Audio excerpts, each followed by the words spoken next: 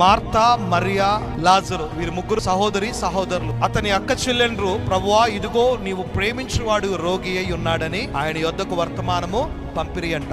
యేసు అది విని, వ్యాధి మరణము కొరకు వచ్చినది కాదు గాని దేవుని కుమారుడు దాని వలన మహిమపరచబడినట్లు దేవుని మహిమ కొరకు వచ్చిన. చిన్న రోగమే కాని పెద్ద రోగమే కాని ఏ రోగము నీకు వచ్చినా దాంట్లో నుంచి దేవుడు బయటకు తీసుకొస్తాడు. తర్వాత మహిమ ఎవరికి ఇవ్వాలంట? డాక్టర్లకి కాదు, సేవకులకి కాదు. ఆ పాస్టర్ గారండి నా నడుము మీద చేయబెట్టి ప్రార్థన చేయగానే ఏమైపోయింది? ఎవరి హస్తం నిన్ను తాకింది?